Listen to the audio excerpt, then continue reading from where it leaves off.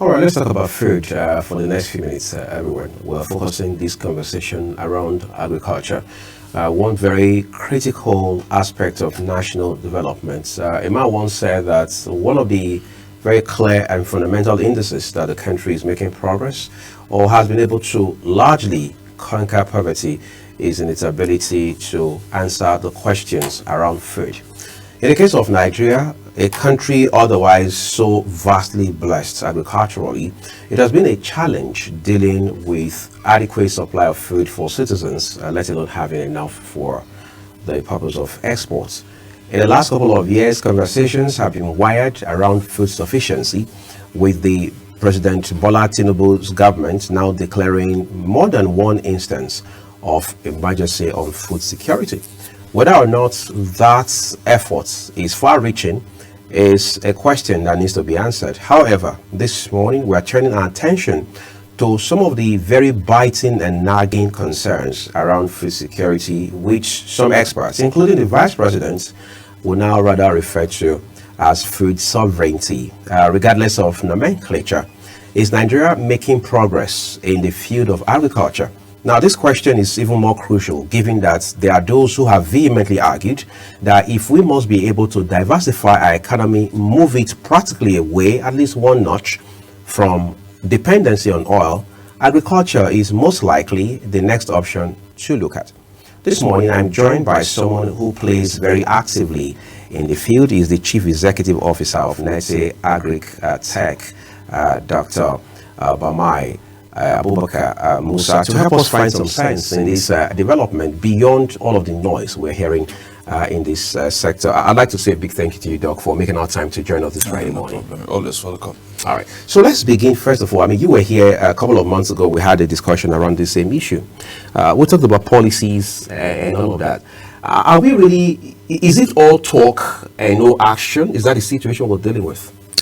Okay, I think it's something we have to look at the preamble, look at the immediate, look at the present situation we are, and we have to look at the futuristic approach of it. From a statement I called agriculture is where we started, and even where we made a lot of income to the country that we diversified into oil. When you can realize when they were having the granite pyramid in Kano, when the dollar was okay and everything. Before there, people moved to oil and gas. They realized oil and gas give quick money, but there's not any sustainability. And people divert from agriculture and everything. But now,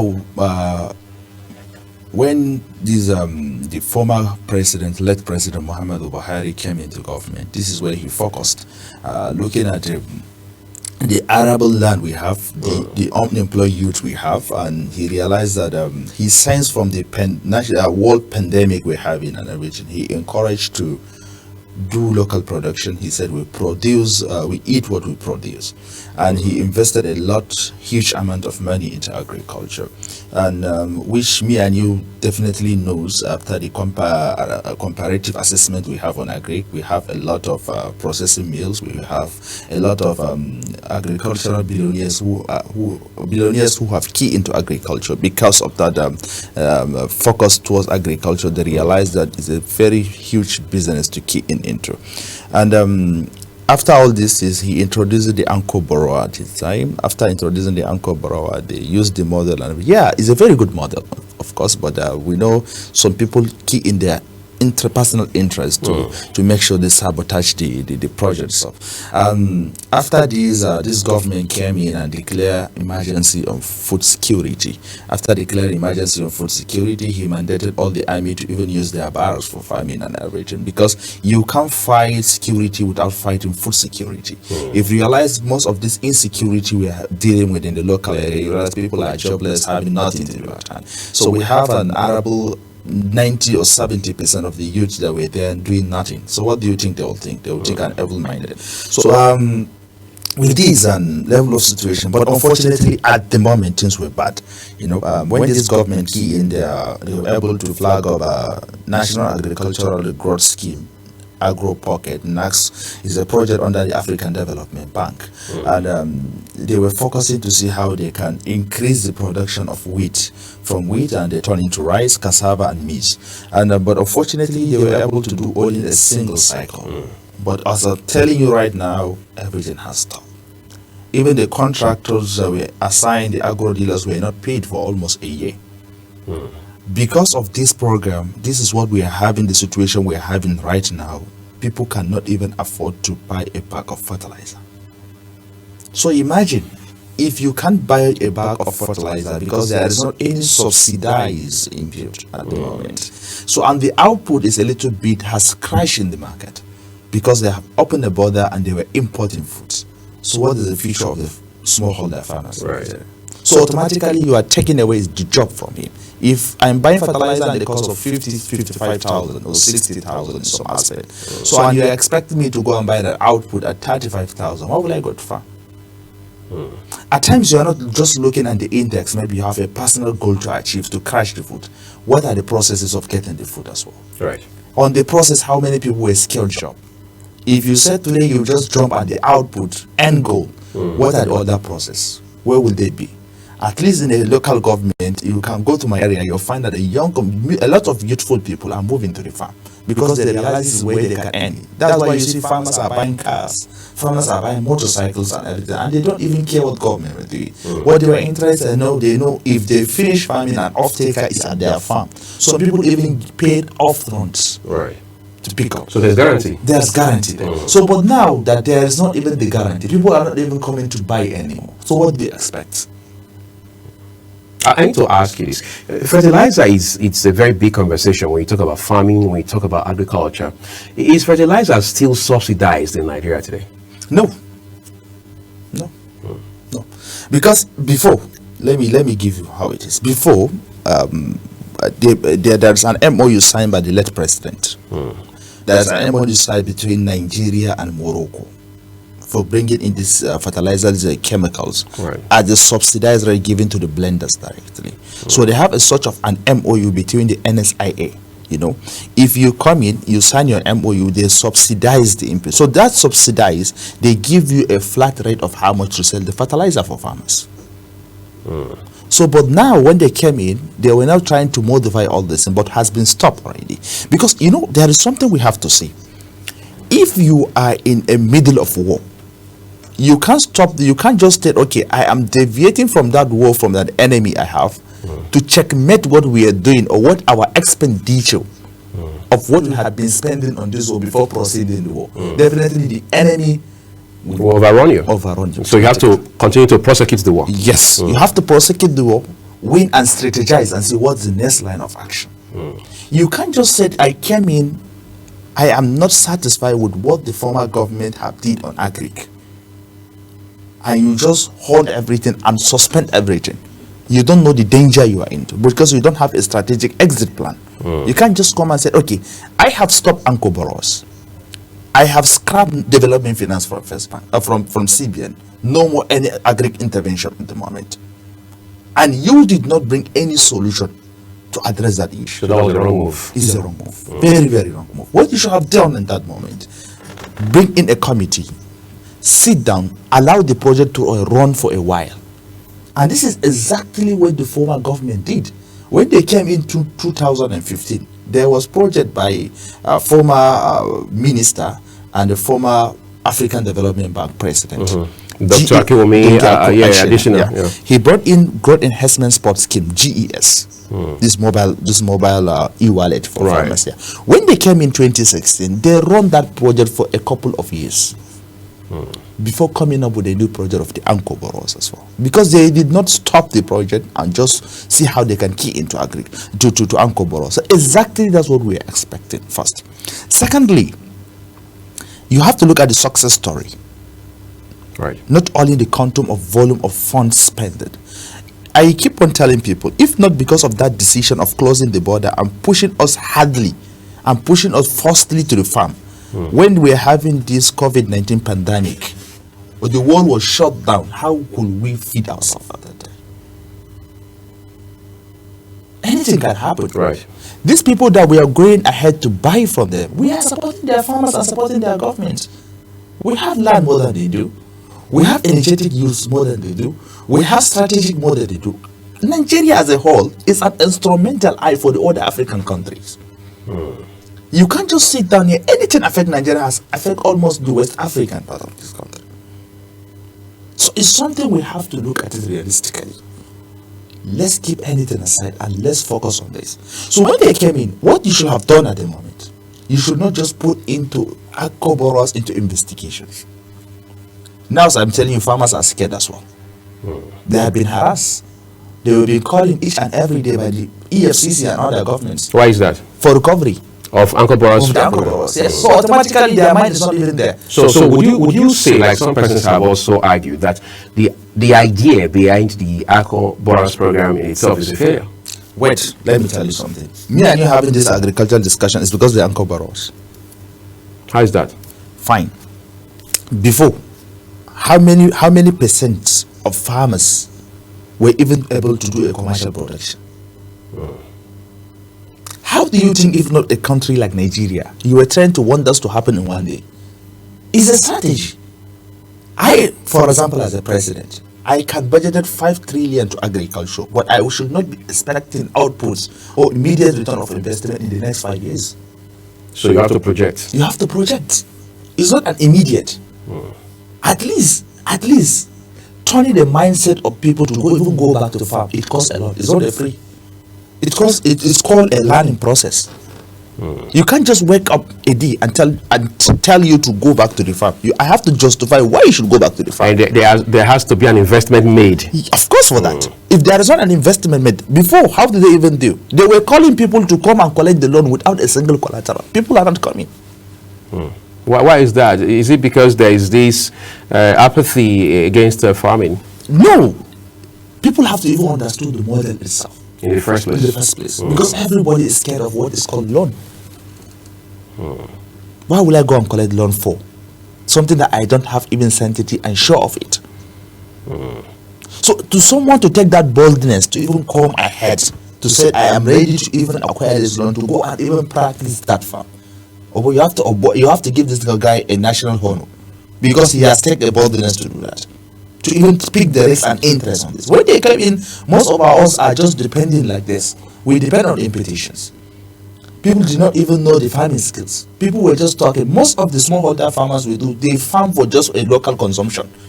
At least let them have 1-2 bags that can sustain their family for the whole year. It's okay for them. Because they are not even interested in selling the output. Because there is not anything like profit. So immediately when they came in, we have to look at other countries at case study. Go and see the budget of how much Brazil was spending when it comes to agriculture before achieving what they have achieved now. To even we're running for them to go and take a technical knowledge, no technical transfer from them. One government after another. One government after another. And they did not see how much we're spending because they wanted to achieve, because they know it's a try and error. This is called farming. It's a try and error. You can't be said, I put in my money now and I should get this money. When you put in your money, how many things we do? Do you do that? Dangote has invested in agriculture. Boa have invested in agriculture. Mangal has invested in agriculture. Most of these key banks have now taken agriculture as priority part of their incomes. Are we seeing the results? The result is there. You can't say we're not seeing the result. Let's say, for example, when they came in, we don't have a single direction towards agriculture. Policies are not even tailored to rural agriculture. But now, as I'm telling you, even government at a point, if they have continued with this funding, they will took to a point that they will even stop the funding. But private sectors that invested in agriculture will they have to personally finance the project itself. Ask me why. Because I have invested billions of naira on establishing a rice mill. I need a product. I have to need a produce so that I can mill and sell it out to the market. Even without single financing, rather than this investment I did to be sustained, no matter how it is, I have to go and look for local smallholder farmers to do an input finance. From the way you're sounding now, I'm beginning to be concerned. Maybe that's the same sentiment for our viewers about how that, with all of these challenges, you are forced to ask How well are we doing with regards to agric related exports? Okay, the demand is very high. You can't even, you did not even reach to your local demand. How will I be even looking at the export as well? Right. But we have some commodities that we export, which we don't have the local demand here. Look at cocoa. We export cocoa. We exported yam. And then we'll bring back chocolate. And we bring in back chocolate. We exported yam. Right? If you look at some other commodities we have across, we do export of it. But we have some other crops that we locally need. The demand was very high at home. Rather to even export, we import it. As of last few years, a farmer is at his farm, people from flour mill will come in.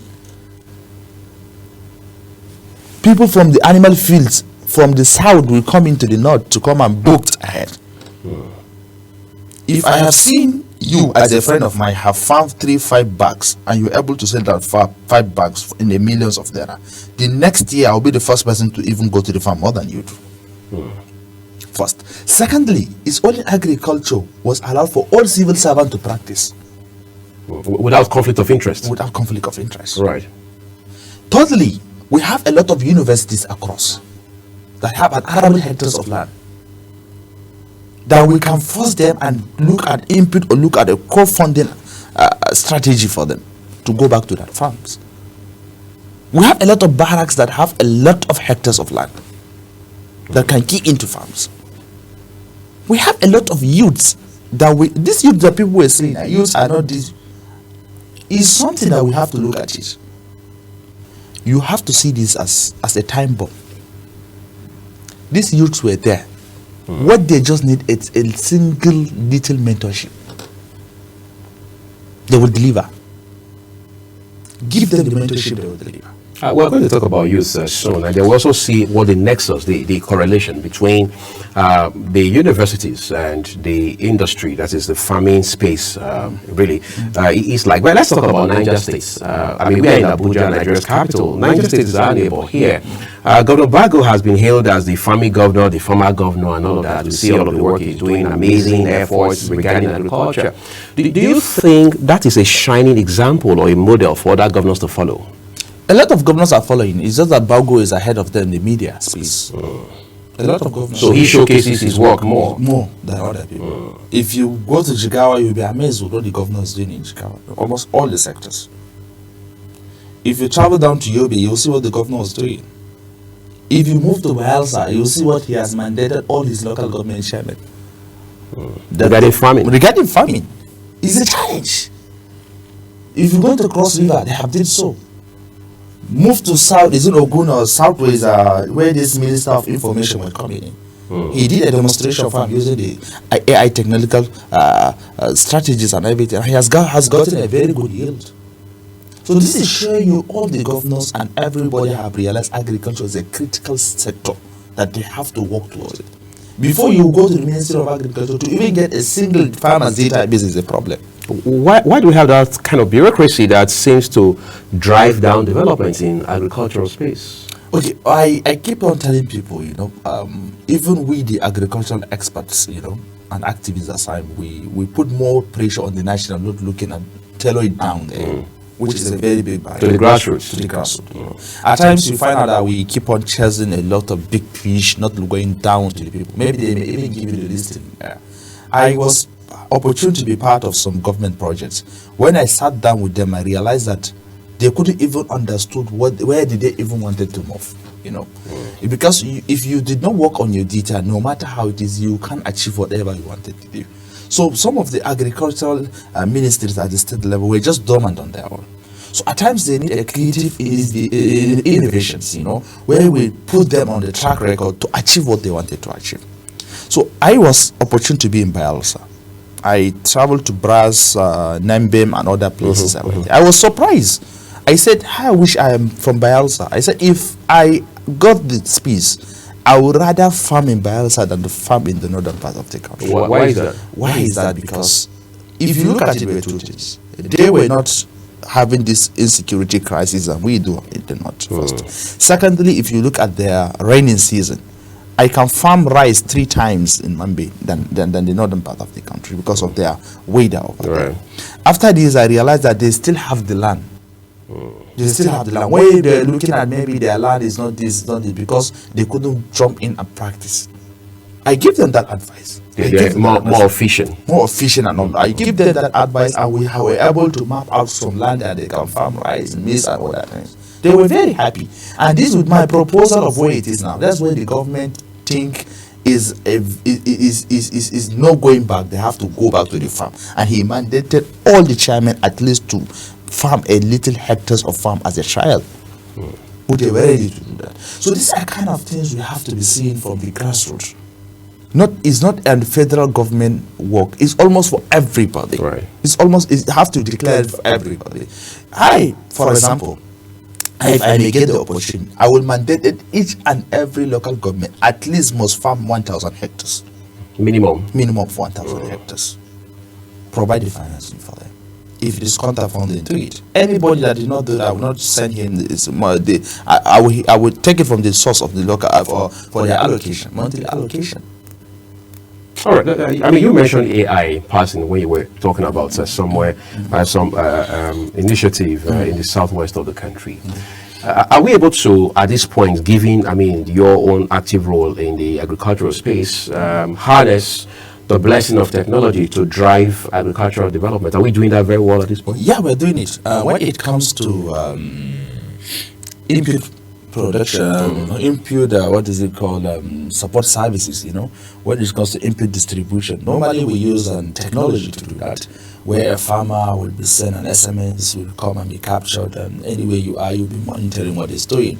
If you look at the M&E we are doing now with most of the projects we're doing, monitoring and evaluation, we use applications, where we can sit down, monitor all the farm's activities, sitting on your office, just log into the application, you will see exactly what is happening by the GPS and everything that is happening. So when it comes to advisory support, we still use technology to do that, and when it even comes to the trading as well, we're still using technology. So this is a part of where things are coming. It's a trial. Right. Even this one that is happening is Ministry of Communication and Digital Economy that will give this demonstration farm. It needs that way. They're doing this all demonstration, all these things to see how they can leverage in the technology and into agriculture. So, and we're coming up with a very good result. So I believe in the near future, a lot of initiatives and innovation towards agriculture and technology will harness 100% to expectation. Oh, great. Yeah. Let's take a quick break, everyone. This is one big conversation that is, if you like, multi-faceted because of the very crucial elements that are wired into the agricultural space. And Nigeria itself is quite a peculiar case in this regard. We'll take a break now. When we return, we'll look at policy frameworks and then the conversation that Vice President Kashif Shettima has been having in Addis Ababa, Ethiopia, regarding food sovereignty.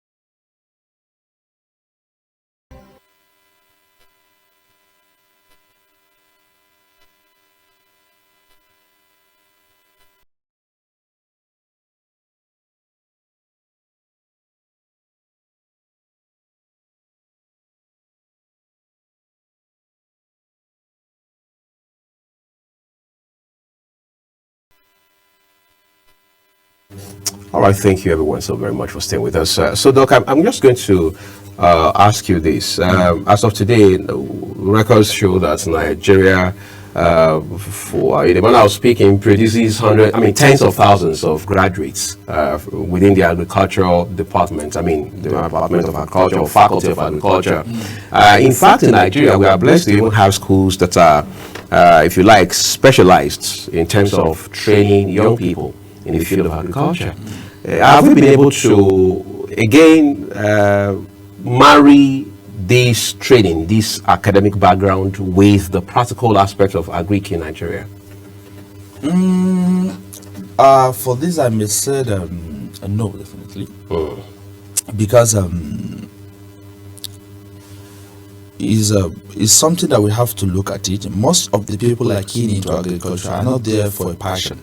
Maybe it's by circumstances, maybe jam get them, push them to. Oh, that's the only option you're left with. Yes, you don't have any option. Maybe you feel like, okay, let me just do this Agric. I don't have any interest on it. Let me just get the certificate from there. I may look for another job. That's why you see someone in the banking sector having an agriculture, someone in NEPA having agriculture. You know, I keep on telling people, if you have an admission in agriculture, it's like it's attached to your offer letter. It's left to you to decide whether to join in or not. But before, you know, as I told you earlier on, it's something that, okay, you study agriculture and I see you as my mentor, but I haven't said anything. You know, youths of this and this. Everybody is looking for a very good life, you know, at least to have a very good life, at least have a car, do this, enjoyment and all this. I realize that the agricultural sector is not doing nothing. All of them is like, my father is an Agric. What I know is just a team, just maintaining his life in a low key. And so these are kind of things people are not even looking at. Agriculture itself is so juicy, you know. So, but what we have to be doing with little improvement, people realize that agriculture, there is a lot of money in it. And if you apply more innovation, you get more you do. So some people were tidying up their belts. But many people that were doing great in Agric, you realize that are not even trained by agriculture, where we're a little bit around the way to key into agriculture. People like us, you know, my background is software, but I have no option. I have to key into agriculture. So, but it's something we have to look at. It is how something that we have to revive it back and look at it, catch them young. I know during our time, there's these programs we did in the primary schools where they were giving you a pig milk tin, you know, to go on your own to plant maybe a corn, a maize or something. Right. You monitor the germination and you get a... And you were excited. And you were excited. So if you go home, you're even telling your family, don't touch this thing for me. If you touch it, and you go home, you practice on your own, and you know, a young, fresh mind, smart boy he likes seeing things and seeing progress of what he's doing. He realized this is a single thing he put, and this thing will grow and will give him many. What were you telling him? You're telling him this is how you make money. You know, at times we used to even sell what we produce at the school garden. They used to buy pencil and bring it for us. We now see how they will monitor everything. So what is happening is but nowadays we are not even making the agriculture looking more creative, more juicy for them. Point of attraction, you know. That's the reason you see people sitting down, even if they are given an agricultural journals or newspaper or magazine, you see they will look for an old dirty farmer as a picture, you know. And immediately when you see, okay, even if I study agriculture, I'm learning someone like this. This one shows this is doing great to even be advertising in a newspaper or something. It's something that we have to at least show these young people this is Agric. First. Secondly, let's have a platform. I keep on telling this. I wish we will look this thing as holistic approach. Let's have a platform of young people to showcase the young people that were doing good in agriculture. Look at FX. FX was the people behind the co-founder of FX are young people. And they were doing great not in Nigeria, in Africa, when it comes to commodity export and commodity exchange, input finance. Look at Tribe Agric. Tribe Agric are young people behind it. Look at what is the other one? Extension Africa. They were doing M&E. We're young people behind Extension Africa. Look at us as well. We're all young people working with us. So imagine having these young people in a platform on different sectors. The finance part of it, you know, the government parastatals like NADF, all these people were young people. Bank of Agric were young people. Show these young people that they were doing great on agriculture because they were young and they have passed through a person as well. Let's have an interaction, you know, discuss with these people, tell them this is something that it will convince and reshape their mindset into agriculture. But as far as you left them not showing that, okay, they may even ask you the challenge, okay, because people these days are not good in research. They may think, okay, who do you think was doing even good in agriculture? People that you're seeing going into cryptocurrency, going into all these fraudulent acts, because they have seen people that have made it from that fraudulent act, and they see them as their mentors. So, but in Agric space, it's kind of everybody was there on his own. We couldn't get a platform of young people to come and showcase. This is another challenge. Right. So, and another challenge is, how do we challenge even the students at the universities that are studying agriculture? So you find out they don't even have farms. And they are just after farms, not looking at all this. You have to look a funding strategy for all these people. At least create something for them. Let's say, for example, let's take Abuja, the case study, or Nasarawa State University, KB as a case study. What you should do, if they have 100, let's say, students that are admitted in agriculture, in agricultural science or agronomies or anything, these are kind of young people that, okay, let's say Nasarawa State University, okay, we are dividing 50 or 100 hectares. Each and every 1 hectare is assigned to a young person, a students. That student will assign to you, we will give you an input financing through our microfinance bank.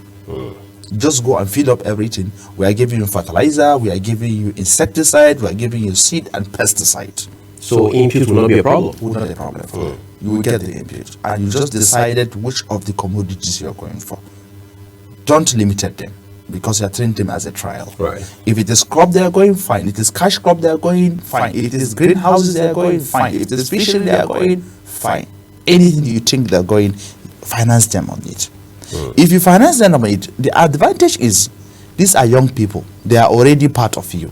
They are already undergoing their disciplines. Right. You tell them what to do. Anybody that did not even pay this thing or did not work hard to make sure they have got a result towards it, it will affect their certificate. Their certificate is their guarantee. I don't know where you get it. Very clear. So at least when they go to the system, they apply what they were doing. You see them as ambassadors of the country. So working on this kind of aspect, you will now still come back to them and offtake that produce from them through the same microfinance bank. You know, from there you will now calculate how much do you spend for your economic production. You take off from them the other balance. You each amount, every one of them, you will now send it to his account. They can use it for their school fees. They can use it whatever they wanted to use. This should be happening each and every year, at least for good 4 years. None of them were not able to get from what they are from their savings and everything. You can even mandate them, okay, if we do first year, second year financing to you, third year you are compulsory, you have to do it by yourself, because we know how much you make at the profit margin. What were you trying to do? At least you are encouraging them, one. Secondly, you are reducing unemployment. Thirdly, you are showing them that this is the way we want you guys to be an ambassadors. But not just leaving them like this at just agriculture in class.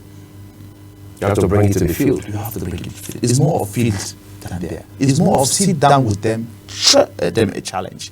This is the problem we're having. What will you think you guys can come up with a solution on the problem? Government are spending this. When it's come to pesticide, we are facing this.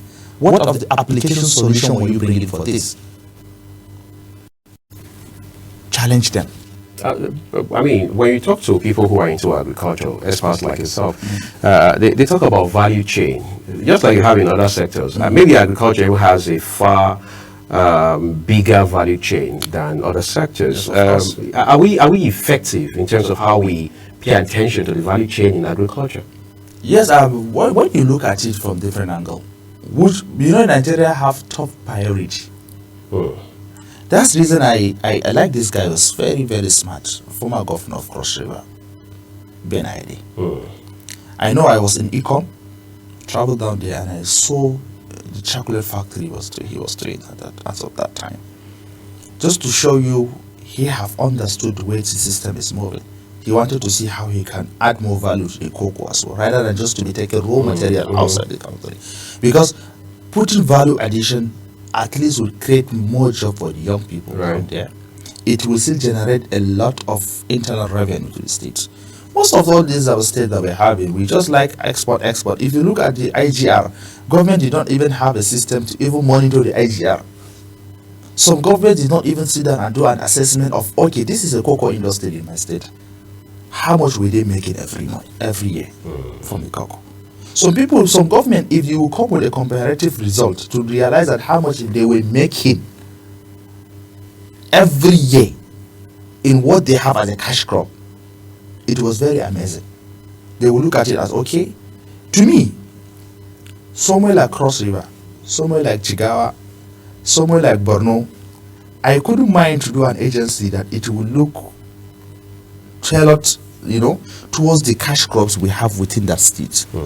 Let's say, for example, Cross River Palm and Cocoa Development Agency. Their mandate is to checkmate all the cocoa processing value chain. This will give you determination of where you wanted to land it. So, but mostly what we do is we look at some selected commodities and we see how we can put value addition to it when it comes to process. Even the maize they were doing, all of it is a Nigerian company. It's not a Nigerian company. They came in from outside the country, and what are they doing? They are looking at the value chain itself. So if you look at flour mill, because of flour mill, that's the reason we have to government have to key in and invest a lot of money when it comes to wheat production, because they know they have a very strong offtake of wheat. So value chain when it comes to Agric, people don't look at the holistic value chain, and it has a lot of potential. Not only is beyond the produce itself. We have some value chains that you can turn into flowers. We have even the biotech of some, where we can use it as biofuels and everything. Right. So we have a lot of value chains that we're not even enough for us to even find out a lot of things. But we just focus on one thing.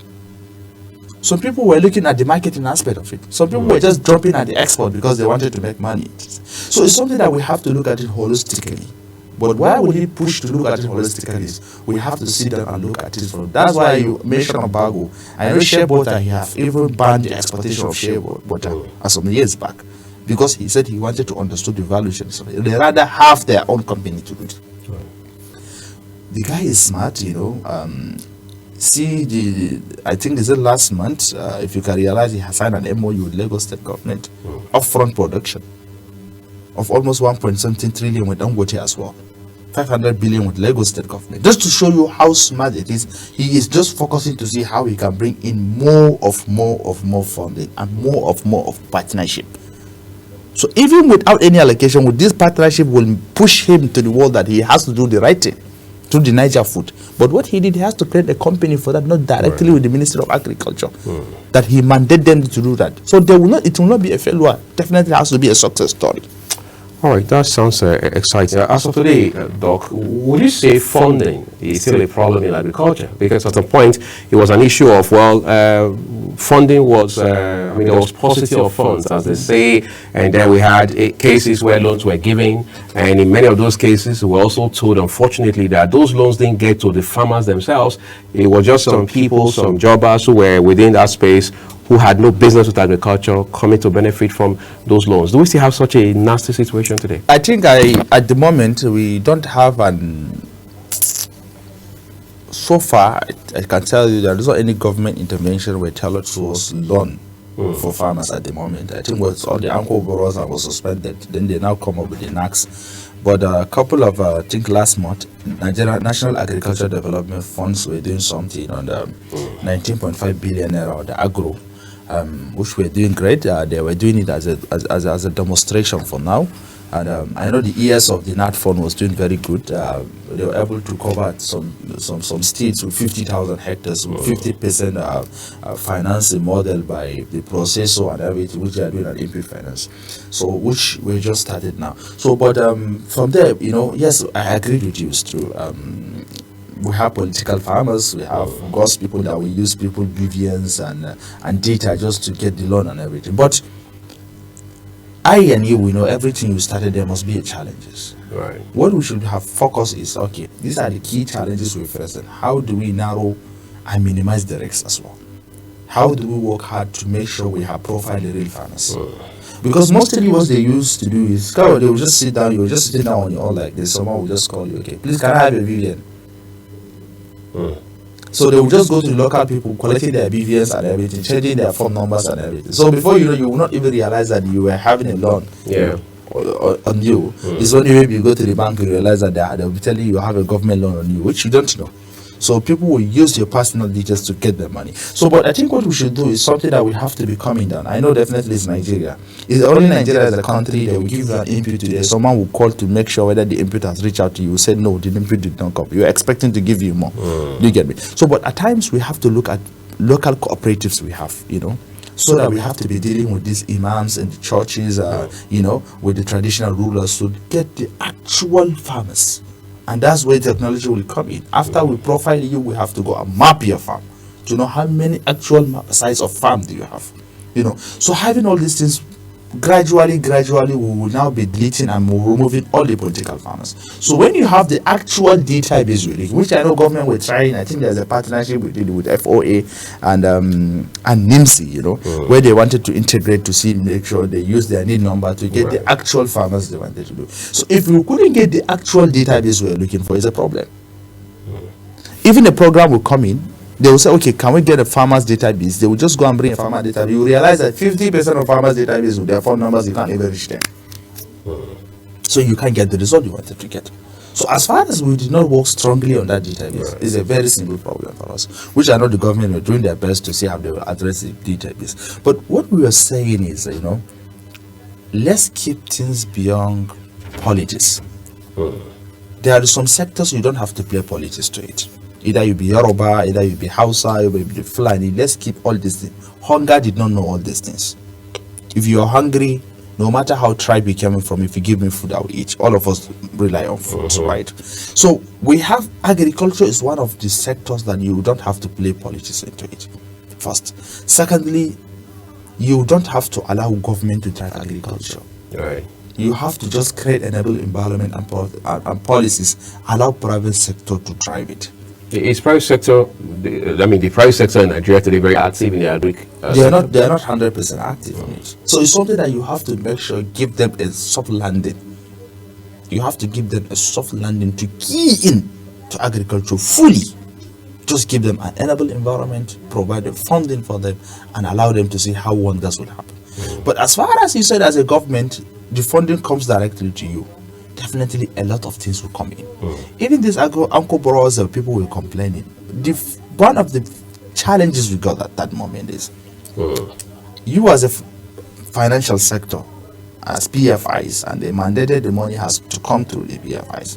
You are more interested on tradings. Right. The money will hit your account. Instead of you to allow the money to move to the association or the prime uncle or any other person, you hold the money for a couple months. And agriculture is a time something. If you lose a day in agriculture, it's like you have lost almost some certain percentage of your output. So it can affect the entire cycle.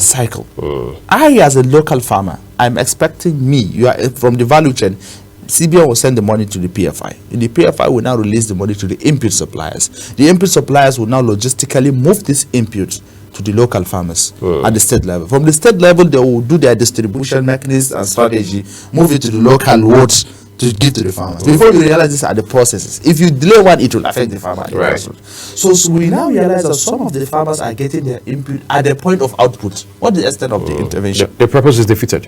It's defeated. It's defeated automatically. So, but at times, if you do it as timely, okay, this is January, okay, we have a timeline of this will happen. So at least even the financial sectors took away themselves from getting more profit than they were expecting on it. So these are kind of the mistakes people wish to made and before. So at this time out, we have to think that agriculture is a time bomb. You don't have to sit down and hold people finances and everything. And after this, we have to look at one thing again. This insecurity, we have to look at the way we can work on family farming or urban farming as well. Right. Where we can use our backyard, where I know the wife of the president was doing very good to see how with their Renew Hub initiative, to have hub garden. And I see across the state, she have mandated all the first ladies across the state that they were doing this little intervention for farmers, for women farmers and youths, towards using the garden system, which is very important. People farm in the sack at the moment. People farm in their roof. Look at Kenyans, and they are doing very good in urban farming. So these are kind of things we have to be looking into. So, at times you have to say their weaknesses and strengths. And I know they have taken the boldness of TED Fund. This is the first time they were looking at agriculture, mandated, I think, was it how many billion were released to them to do a pilot? I think was it 10 or 15 universities, if I can recall. So fund was assigned to that, and they have mandated all the universities to clear at least 50 hectares. Right. move to agriculture. So these are kind of things we have to be doing. It's not all in beyond. It's not all in beyond farmers. So we have to look at the commercial farming itself. So we have to create an enable environment to the smallholder farmers, to agriculture to key in. If not, we are not going to get the result. All right, let's talk about some of the things that Vice President Kashim Shettima has highlighted in Ethiopia. He has talked about policies, for example. He's talked about issues around the commitments of the President Bola Tinubu administration to agricultural developments. But let's talk about the idea of declaring state of emergency. When a government, a national government declares a state of emergency, for you as a farmer, what does that mean?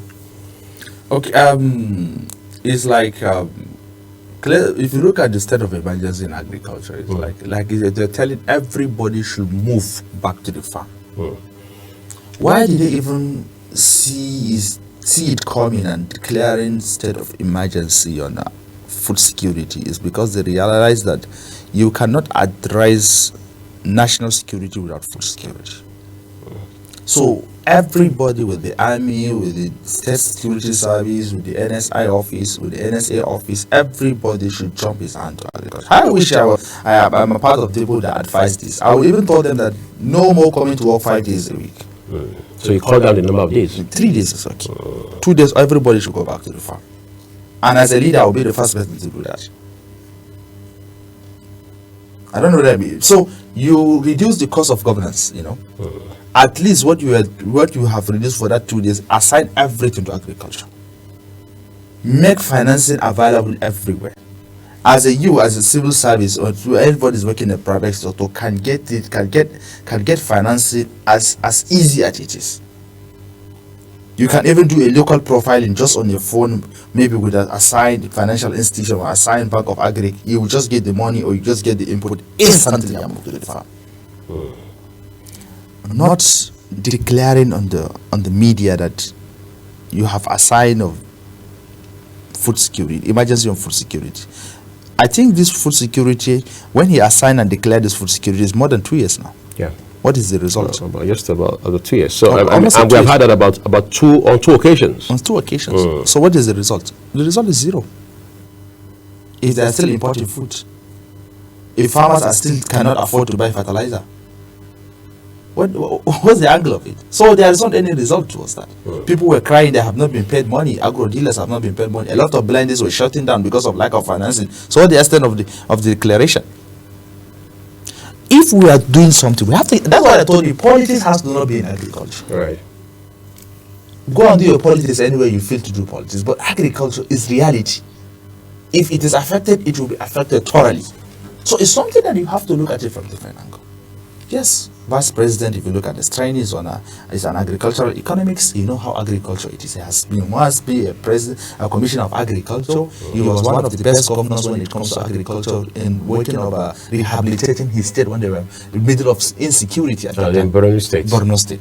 So if you look at his track record, is someone that worked and he realized the pressure and he knows the importance of tailoring himself into when it comes to food security. Not even Addis Ababa. He has been in other agricultural UN food summit that he has been calling people on agriculture. But the problem is, I know what he has been doing towards agriculture, but the result was a little bit poor. We are not in the system you cop and keep talking. Nigerians are tired of talking. If we will articulate all what we have been saying in media, for now Nigeria has turned to America. We have to look at the reality. Right. We have to look at the reality. Yes, despite young people were given an opportunity and everything, but at least is there a co-funding towards that? I don't want it to talk much. It's a national TV, but we have a lot of things. If we are going deep into it, they know it. They know it. So this is not an agenda you just focus on single-handedly, just one political zone overruling the other one political zone. This is not how we are, and this is not the Nigeria we're expecting our leaders to live for the young people that are coming out. Right. That's the reason they have to show unity among us that are coming. Because if I realize that, okay, you were doing this thing to just impress the other part of the country, and downgrade the other part of the country. I have this hatred in my life. Even if I've gotten an opportunity next, I don't know what to do. It's something that we will just be moving and not looking at the country. We're just looking at our sector, or we're just looking at our ethnic, or we're looking at our where am I from. This is a country we don't have to look at all this. So I know he has been in the president has been in Brazil for the green imperative projects and everything. Right. He has been doing great. We have been seeing value chain Nigeria. We know the other ATAPs from the African Development Bank. All these counter funding projects that we're doing great. But keep this one aside. I know also so many years back we're not looking at this even counter funding project. So handedly, I challenge you to go and ask. To go and ask the government. This is exactly 2 years. They should give us a single project where 100% finance and fund or initiative that will fund by the government as agricultural project. One. Let's talk about policy framework, because they say these are not issues you approach haphazardly. You need to have a framework in place by way of policy, ideation, formulation, implementation, M&E, which you also mentioned in passing a while ago. As of today, can we authoritatively, with all sincerity, say that the policies that we have in agriculture they are aligned with the realities of today? Which are the policies? Which of the policies do you have? We don't even revise or modify the policies. Who are in charge of the policies? You know what is happening. I keep on telling people there was a certain time I worked with in the documents to see how we can create a relationship between the legislative part of the government and local farmers associations and everything, because there is huge gap. They are the policy makers at times. Right. So and this is the point of order to each and every person in the government. So it's something that we have to sit down, work with them hand in hand, to be showing them this is what is happening, these are the right things, these are not the right things, and these are the point call of order to call the executive arm of the government, to show them what they're doing is good or bad. First. Secondly, we keep on having policies every year. Strategic policy on soybeans, policy on cashew, policies on cocoa, policy on this.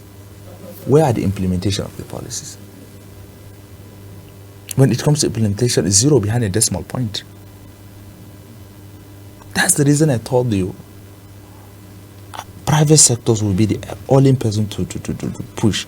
Most of these people that were even working on some people are even working on the policies to get something for their daily breads, because they realize that if they write a proposal to the minister, they wanted to work on it, money will be involved. Not looking at the implementation of the policies. It's something that we have to look at the policies itself. Track the policies to know the level of achievement towards that policies.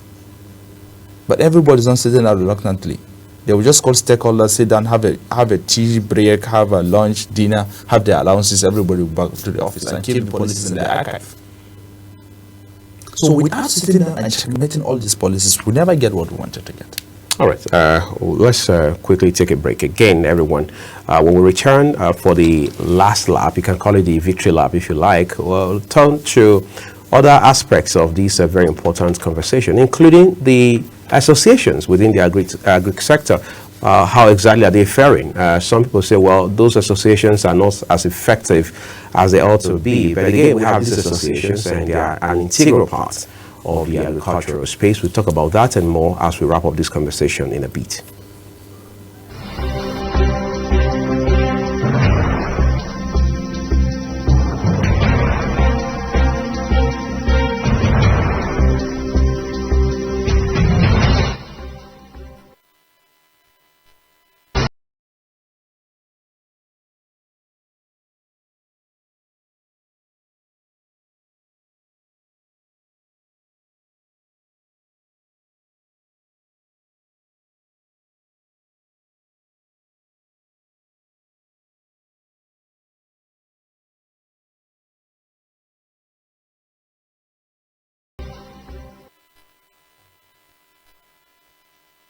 Doc, let's take it up from this point in the next few minutes and talk about associations within the agricultural space in Nigeria. We have the All Farmers Association, several of them, Cashew Association. It's as if there's an association for every produce.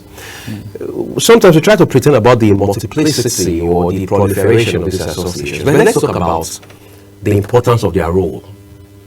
Okay, even the association model, politics is involved. People are just making the association to get their personal incomes and maybe overrule other people's. But if you look at World, I was opportunity to be a member of World Farmers Organization. And after this, I have attended a lot of international negotiation towards agricultural plastic pollution on the INC and other stuff, and the chemical part of it, and the psychem and everything. The way I see they were running an organizations and farmers association were far different with the way we are running our association models in Nigeria. That's the reason their voice were heard. So the problem is, you have seen the ruling. I know you are always current. If you see All Farmers Association of Nigeria, we have the Dr. Farouk Muji's aspect of it. We have the architect Kabiru part of it. Even the umbrella we call as an umbrella of All Farmers Association of Nigeria, we're having a function, right? And everybody has a structure, his own structure, and everybody has this one is close to the government, the other one is not close to the government. This is this. So imagine who will take us serious. So who are you going to deal with as a government? Right. Are you dealing with Kabiru? If you deal with Kabiru as the president, Farouk will say, no, this is not the right person. If you deal with Farouk with the aspect of it, Kabiru will say this. So these are kind of things people have to do. But they have a ruling judgment, and they have agreed Farouk is the main president of AFAN. So, but after AFAN, we still have something that is called FACAN, Federation of Commodity Association of Nigeria, under the Trade and Investment. Right. Under FACAN, you realize cashew have the association, cocoa have the association, palm oil have the association, sorghum have the association. Everybody have an individual association. Right. So it's something, if you want it, normally, if you want to look at international standard of income, I assure you that if these farmers were single-handedly coordinated as an association, we can sit down on our own to decide who to rule as a president of this country. If this present administration came in and voted with only 8 million, I told you we have more than 50 or 60 million farmers across this country. Politically wise. So, but the problem is, most of this association, what is our vision? And most of this association, if you went to history, most of them, 60 or 55% of them, were even established during the Uncle Borrowers regime. Just to get the loan. To access the money. Just to access the money. So without funding, they were silenced. They don't have any ways to get another funding or to coordinate their farmers.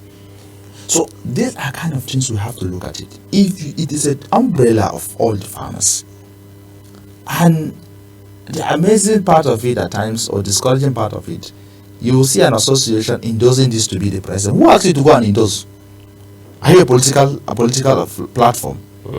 Let's keep away politics in anything. Our direction is to feed the nation. This is our core mandate. If the association were association as we think, if they said they wanted to see the president today, no matter how tight schedule they have to see him, because they contributed 50% to this nation. Because if there is no farmers, there is no nation. So, but how do you structure the association stuff? It has to be, government has to come and tell them the right way to do it. To me, farmers should just be all farmers association. One association. One association. The other one should just be directorate under it, or commodity champions under it. But the only person we know as a farmer should just be the AFAN. The president should be the only man president. But if you just have to be a champion of maize, this should be a champion of cocoa, this should be a champion of palm oil. So all the palm oil farmers are directly from your department. So this will give us single-handedly a working strategy.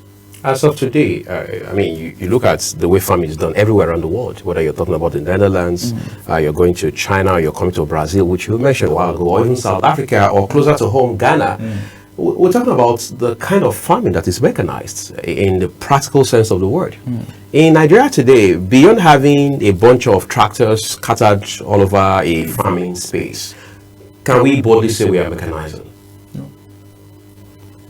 Before, it's a challenge, I know, but thank God the president has commissioned some tractors we have seen last 2 months. Or is it last month or last 2 months? But up to now, have you seen the tractors?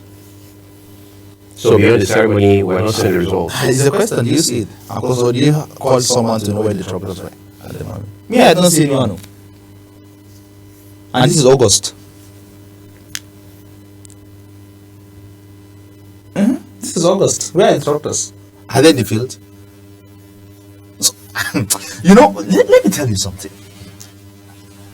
We have to do the right things, though.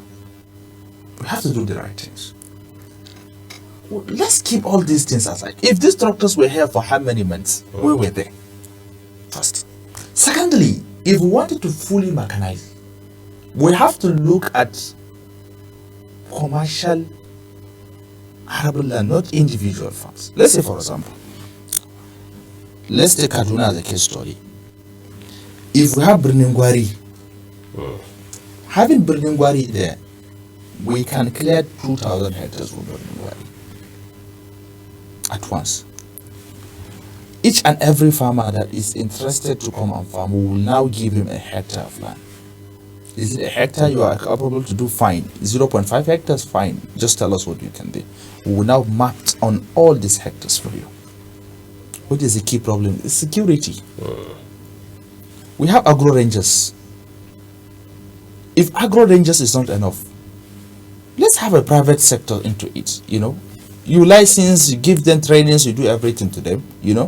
Let's have this private sectors where we have this normal securities, hotel securities that we're having across. Let's still have this securities part of the agro rangers aspect of it. Give them all the arms.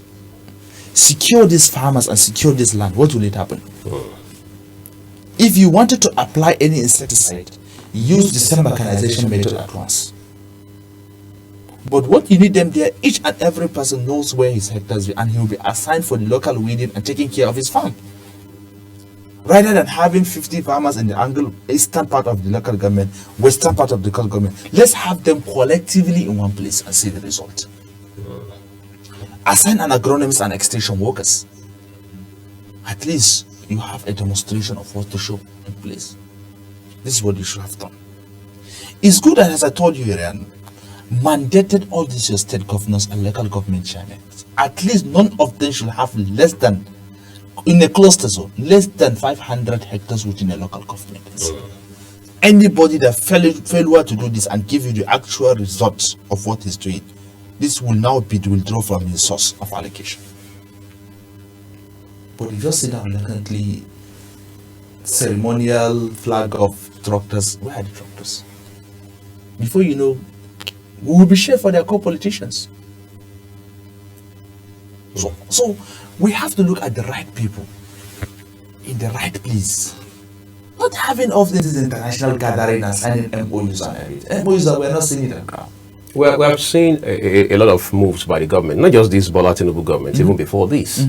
1 minute it is between Nigeria and the International Monetary Fund. The next is the World Bank bringing some money into some Agric projects. If it's not somewhere in Ondo, it's somewhere in Edo, or it's somewhere in Jigawa, or somewhere else in maybe Enugu, and things like that. All these borrowings, all these partnerships, all these World Bank funded, IMF funded, and what have you, are they crystallizing into if you like, results that we can appreciate? That's what I'm telling you. To me, what we should have done is we have to do a comparative assessment to see. So far, these fundings that we have been spending, what is the impact of it? We have to look at the impact of it. If there is no impact, okay, what's the problem? What are the challenges of not having the impact? Yeah, there is impact. Okay, fine. If there is impact, we should continue with the funding. So if there is no impact, we have to just see that we have to get it right. Some people that get it right, they are not more than us. Right. They are not more than us. So, but just jumping into conclusion and just be importing. We are importing some people. So let's say, for example, we do not pray for, we have a pandemic issue or something that the world was shut down. How do we do? How would we do? If the food is not coming anymore, how would we do? So it's a challenge. A country you're having more than 200 million people. We have how many thousand hectares that are still virgin, not yet cultivated.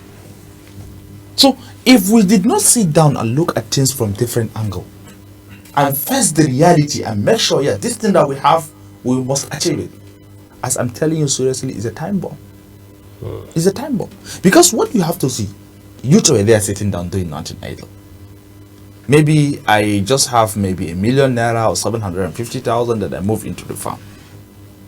And you are now taking away this farming from me. As far as there is some end goal, why will I go into the farming? And I have a family with the kids and everything. How do I take care of my family? If I couldn't afford to the family, you know how dangerous it is to a man. Right. That you can't take care of your family, financially wise. Or you can't even feed your family. How will you do? Me and you that were opportune to be in the Federal Capital Territory, thinking that we are expert on this, to go back to the farm again will be a problem. Because of insecurity? Because of the insecurity. It will increase, definitely. Talking about insecurity, let's wrap it up on this note now. We've been hearing that there's going to be some special kind of quote-unquote policing for farmers, so that this fear of not being able to return to the farm would have been addressed, especially up in the northern part of the country. What are your thoughts about this? This is the idea I told you when we were having this discussion. We have to look at it. Even we have to look at to see how we can improve the private sector. If you can recall, during Erdogan, Buhari, when we were having having this pipeline issue, Tampolo, and this vandalism and everything. The way they address the issue, they have to look at private sectors as well. If you can recall, they have to look at these people, empower them, and they contracted all the security of the pipeline as a militants now. You see, it really solves a lot of issues. Right. This is kind of models we can still apply on agricultures. These people were not now. It's something that they can look at, tailor a local policy. Like if you look at problem we are having with the Boko Harams in the northern part of the country, they couldn't get the solution until where they have their boys, vigilantes. Right. Where they have these boys, and during Kashin Shetima were a little bit recruited with guns and everything. This is where they wouldn't even drastically reduce the level of insecurity and the state at that time. So it's exactly this will be applied to the agriculture as well. Let's have these local agro rangers. If we have these agro rangers, we should be individually, we should not allow people to be going to the farm, individually, scattered farm. Make sure we cluster them in one place. If the government cannot pay this, let's tailor it into the economic of production. If we are doing hectare at this, so 0.something% of this thing of your output will be kept aside. This is what we use to pay these people for securing your farms. The government, as civil defense can sit down, train them, and they should be part of it. I assure you, when we get this level of insecurity, we'll tailor it down. All right. I'd like to say a big thank you to you. You're always welcome. Dr. Abubakar, always welcome. Bamai, Musa, for taking our time to talk to us this morning. Dr. Musa is the Chief Executive Officer of Netse Agri-Tech. He's been talking about several issues regarding the agricultural sector, what we haven't done, what we need to do, and what we should expect going forward. This is where we take a break quickly. The rest of the program continues shortly.